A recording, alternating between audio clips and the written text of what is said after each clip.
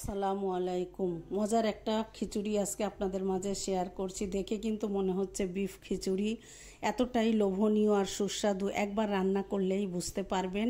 আর আমি যেভাবে রান্না করেছিলাম সেটাই আপনাদের মাঝে শেয়ার করছি। গরিবের খাবার বললেও চলে। এটা কিন্তু মোটা চাল আর মসুরির ডাল নিয়েছি, আর 4টা আলু নিয়েছি। খুব ভালো করে কষলে ধুয়ে চাল ডালটাকে কিন্তু ঘন্টা খানেক আমি ভিজিয়ে রেখেছিলাম। এরপরে এখানে আমি 4টা আলু এভাবে টুকরো করে ধুয়ে কষলে পানি ঝরিয়ে একটা স্ট্রেনারে রেখে দিয়েছি। এবার আমি 2টো তেজপাতা একটু ছিঁড়ে দিয়ে দিলাম, স্বাদ মতো লবণ, দারচিনি 2টো ভেঙে দিয়ে দিলাম। মশলাগুলো কিন্তু আমি ধুয়ে পরিষ্কার করে নিয়েছি। এখানে 6টা কাঁচা ঝাল মাঝখান থেকে ফালি করে দিয়ে দিলাম।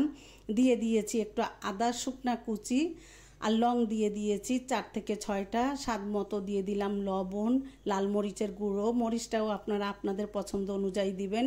হলুদের গুঁড়া 2 টেবিল চামচ, ধনিয়ার গুঁড়া 1 টেবিল চামচ পরিমাণ, আর 2 মুঠ পেঁয়াজ কুচি দিয়ে এবার হাতে মেখে কিন্তু খিচুড়িটা রান্না করব। আর এই খিচুড়িটা যে কি লেভেলের মজা, যারা রান্না করে খেয়েছেন তারা জানেন, আর যারা খাননি আমার এই রেসিপিতে একবার হলেও একটু রান্না করে খেয়ে দেখবেন। এতটাই লোভনীয় এই খিচুড়িটা।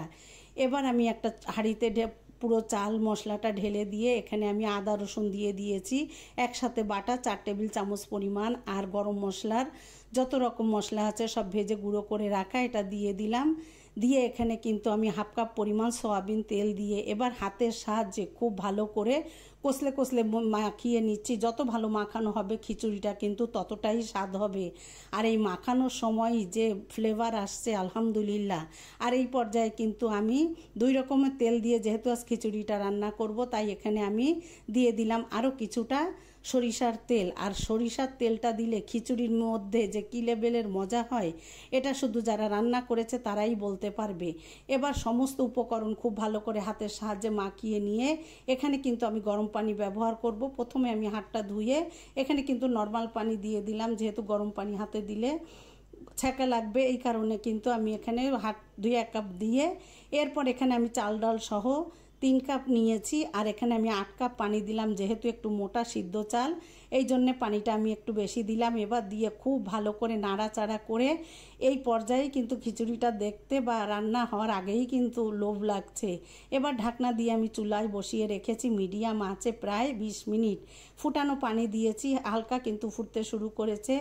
এবার আমি চড়িয়ে কিন্তু 20 মিনিটের মতো অপেক্ষা করার পরে একদম মিডিয়াম টু লো আঁচে ছিল আমার জাল। এবার খিচুড়িটা ফুটতে শুরু করেছে।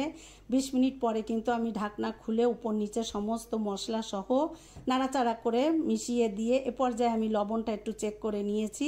এ পর্যায়ে আমার লবণ কম মনে হয়েছে, তাই আমি এখানে কিন্তু আরও একটু লবণ অ্যাড করেছি। লবণটা দিয়ে এখানে ঢাকনা দিয়ে একদম লো হিটে করে কিন্তু আমি আঁচটা রেখেছি। আর একটু খিচুড়িতে কিন্তু ডাল একটু বেশি হলে খিচুড়িটা অনেক বেশি মজার হয়। আর মসুরির ডাল দিয়ে এভাবে রান্না করলে খিচুড়িটা যে কী লেভেলের মজা হয় শুধু রান্না করেই দেখবেন একবার। এবার আমি উপর নিচে করে খুব ভালো করে মিশিয়ে নিচ্ছি। আর আজকের খিচুড়ি কিন্তু আমি বিশেষ একটা উপকরণ এখানে অ্যাড করব, যেটা মেশালে এর স্বাদ কিন্তু 3 গুণ 4 গুণ বেড়ে যাবে। আচার, এখানে আমি আচার আমের টক আচার নিয়েছি, মশলা সহ কিন্তু দিয়ে দিলাম। যারা আচার দিয়ে খিচুড়ি রান্না করে খেয়েছেন তারা তো জানেন, আর যারা খাননি তারা একবার হলেও এভাবে রান্না করে খেয়ে দেখবেন। এবার আমি আচারটা দিয়ে এ পর্যায়ে কিন্তু চুলাটা অফ করে ঢাকনা দিয়ে আমি যা চুলায় বসিয়ে রেখেছিলাম 10 মিনিট, 10 মিনিট পরে কিন্তু আমি ঢাকনা খুলে পুরো উপকরণগুলো কিন্তু উপর নিচে খুব ভালো করে মিশিয়ে দিয়েছি। আলহামদুলিল্লাহ, দেখেই কিন্তু লোভ লাগছে। এবার কিন্তু আমি একটু পরিবেশন করে দিচ্ছি।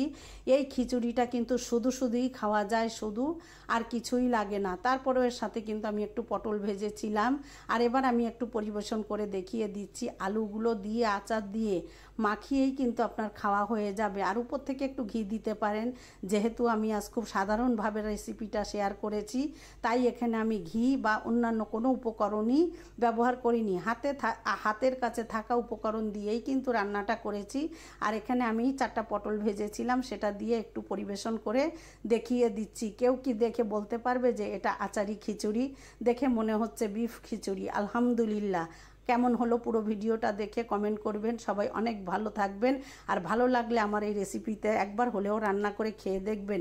সবাই অনেক বেশি ভালো থাকবেন। আসসালামু আলাইকুম।